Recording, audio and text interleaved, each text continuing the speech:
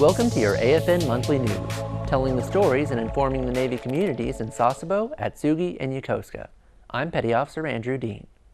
The Navy recently released a new nav admin detailing the changes to the physical fitness policy. The biggest impact to sailors is the new BCA changes. The BCA can now be taken up to 45 days out from the official PRT. For more information, read nav admin 231/13. Our top story tonight, USS Bonhomme Richard returned home to waiting families in Sasebo after a 4-month patrol. Petty Officer Scott Bork was pierside and tells us about the excitement. Why are these gaggles of young children up way past their bedtime on a school night? They're up welcoming home their parents, serving aboard USS Bonhomme Richard, returning from a 4-month patrol. We worked with the Australian Navy for a while down in Australia, and then we passed our DC cert, and there were no casualties, so that's always a good thing. From what I noticed around the ship, I thought they did extremely well. Being my first ship, I don't know how a crew should be, but in my opinion, they did 10 out of 10. The ship returned to Sasebo late at night, but the late hour wasn't enough to keep the kids from being pretty excited. We are BHR! My mom said maybe we might go camping, maybe, or I want to go to a park with my dad and spend some time with him. We really can't wait to give him our cards and everything. That I get to show him my new toy set and that I get to play with him. The spouses were excited too, in their own way. It's been difficult. We moved here and they flew him to the ship about 4 days later. So we got used to a new country, not knowing anyone, kind of settled in by ourselves. So we're excited to show him the house and help him get used to the new routine. And after the traditional first kiss, liberty is called, all the families got to see their sailors, and everyone got some much-deserved time on dry land. I'm Petty Officer Scott Bork. Fleet Activities, Sasebo, Japan. Japan has had her fair share of natural disasters, so it only makes sense for Americans to help out while we're here. Petty Officer Kirk Putnam shows us how some American helicopters are pitching in. Disaster victims were taken to the disaster relief staging area at Ashitaka Stadium in Shizuoka Prefecture by American and Japanese helicopters. This victim arrived with no signs of breathing and no pulse. Of course, he's a dummy, so he doesn't really need those. But after all, this is just a drill to prepare for a real disaster. We haven't done a drill this intense in the past, but we hope the training makes us better able to support each other by transporting victims by aircraft or by air traffic controlling. The drill focused on coordination, communication, and transportation of victims with various kinds of trauma. Drills like this, that combine the efforts of American and Japanese forces, puts everyone on the same page in order to save more lives, no matter who needs help. Petty Officer Kirk Putnam, Nomazu, Japan. Keeping in the spirit of training, USS Denver is helping train a small, developing Navy in the Pacific. Petty Officer John Marzullo takes us to Timor-Leste and shows us what the Denver crew is up to. Timor-Leste is a small, newly democratic country in the South Pacific. Today, the Visit Board Search and Seizure, or VBSS team from the USS Denver is helping train their military as they begin building their country. Lieutenant Junior Grade Derek Beal, USS Denver's boarding officer, is the VBSS lead. 2 guys are already on that door. It's 2 guys in the next door and then 2 guys in the next door. So the whole purpose of us being out here essentially is that the theater security and cooperation. We're trying to work with them to train them with what they have specifically, and also we introduced them to some of the gear we had. And this is the first time that our team has done any type of cross-training like this, and so far it's gone great. They have a police force and they have a defense force who kind of function in the same roles.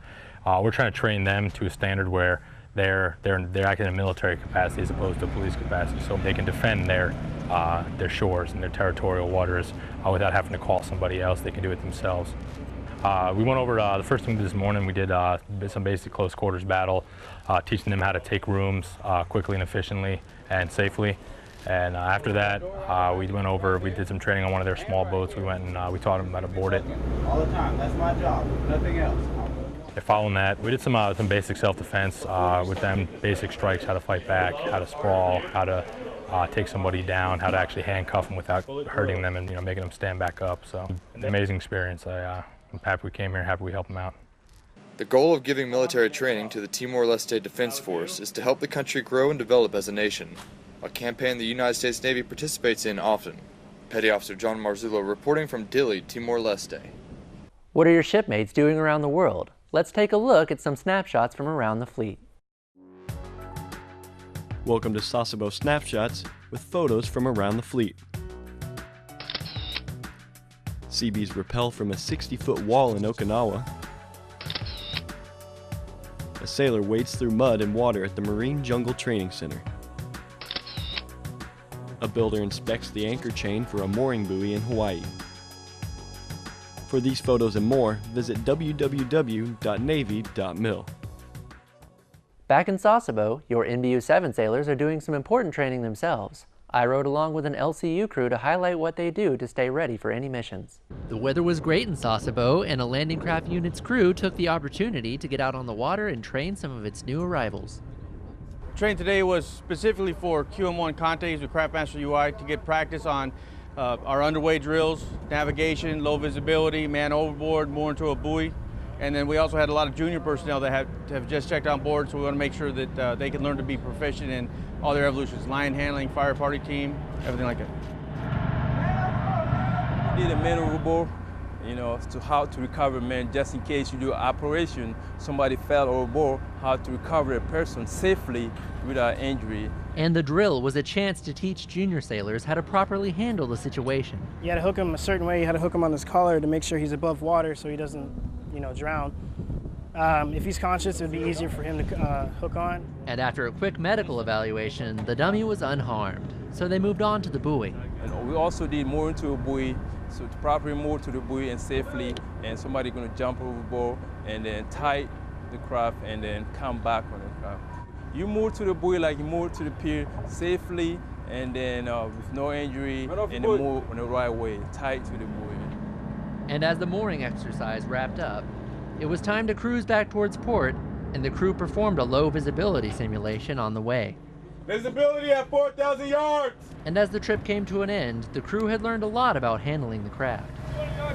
I learned actually a lot because this is my first time on this, going underway for training. It's actually that's gonna stick to my mind for a while, so the more the better. Petty Officer Andrew Dean, Fleet Activities, Sasebo, Japan. Living in Japan gives us lots of opportunities to experience a very different culture. Petty Officer Brian Brooks shows us how the Yokosuka USO is helping Americans get immersed in their new culture. Yokosuka's USO hosts a multicultural event in a very unique way. There was actually a lot of pressure on this event. This is our first one out in town, so it was very much, try to get our mission statement out there, lifting the spirits of the American troops and their families. This event celebrates diversity through musical performances by Japanese choirs, a Yokosuka Navy spouse, and all the way from Uganda, the African Children's Choir. The African Children's Choir loves the opportunity to perform for such a diverse crowd. It's very nice because people come and cheer us up, clap their hands, and we enjoy it. The USO plans to host more events like this in the future to help encourage more interactions between the military and our host nation. Petty Officer Brian M. Brooks, Yokosuka Naval Base, Japan. And that's it for this month. If you like martial arts, or even if you don't, check out next week's Kyushu Explorer. Myself and Seaman Andrew Frisbee will be exploring all sorts of martial arts gyms throughout Kyushu. Keep up the good work and we'll keep telling your story. From all of us here at AFN, thanks for watching, have a great evening, and we'll see you back here next month.